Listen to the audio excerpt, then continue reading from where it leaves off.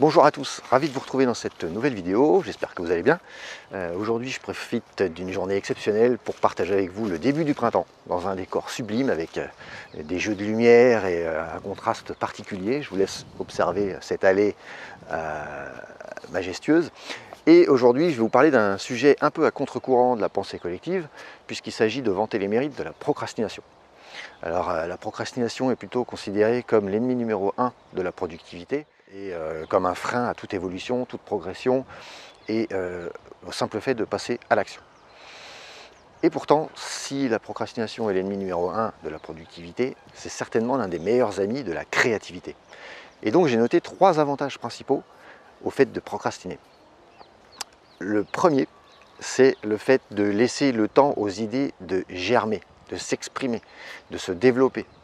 Ça paraît tout bête, mais c'est bien de le rappeler. Si je vous pose par exemple une question sur une thématique particulière et que vous me répondez du tac au tac, qu'est-ce qui va se passer? Vous allez me donner une réponse un peu banale que j'ai déjà lue ou entendue quelque part et du coup, ok, j'aurai ma réponse, mais je serai un peu frustré parce que finalement, il n'y aura rien d'exceptionnel dans votre réponse. Vous allez partager avec moi une idée somme toute conventionnelle. Donc, ok, je serai peut-être un petit peu chafouin. Alors que si vous prenez le temps de la réflexion, si vous laissez mûrir votre réponse, vous allez probablement vous diriger vers quelque chose d'un peu plus original, vers une réponse un peu plus exclusive. Et en cela, j'aurai une satisfaction nettement supérieure. Donc voilà, le fait de laisser le temps aux idées de germer, ça permet de créer une réponse beaucoup plus structurée, beaucoup plus originale. Deuxième avantage, c'est le fait de laisser une chance à l'improvisation. Et oui, si vous vous êtes fixé des échéances ou si à un moment donné vous vous êtes engagé sur une deadline, le fait d'improviser, le fait de se retrouver devant le fait accompli dans une situation difficile fait que vous allez effectivement vous surpasser, vous dépasser et sortir une idée exceptionnelle du chapeau alors que vous-même vous ne vous y attendiez pas a priori. Et je pense notamment au discours de Martin Luther King.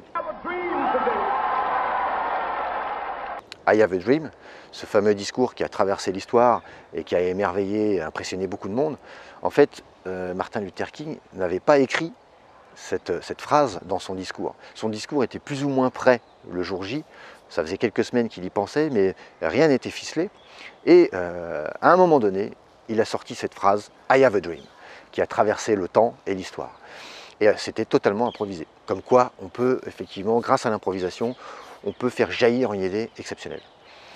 Troisième avantage au fait de procrastiner, c'est le fait de laisser les autres déblayer le chemin et de prendre le temps d'observer votre environnement, d'observer le comportement des gens par rapport à un service, une offre, un marché. Si vous allez trop vite en besogne, si vous voulez défoncer le marché, etc. C'est un peu la tendance en ce moment. Pour grandir vite, il faut se développer vite et prendre tous les risques.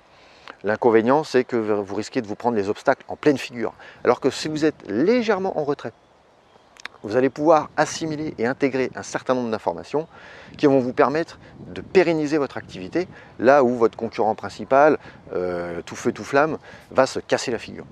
Donc le fait d'être légèrement en retrait, ça ne veut pas dire que vous êtes faible ou que vous êtes mauvais, ça veut dire que vous êtes plutôt dans l'observation, mais que vous restez dans le peloton de tête.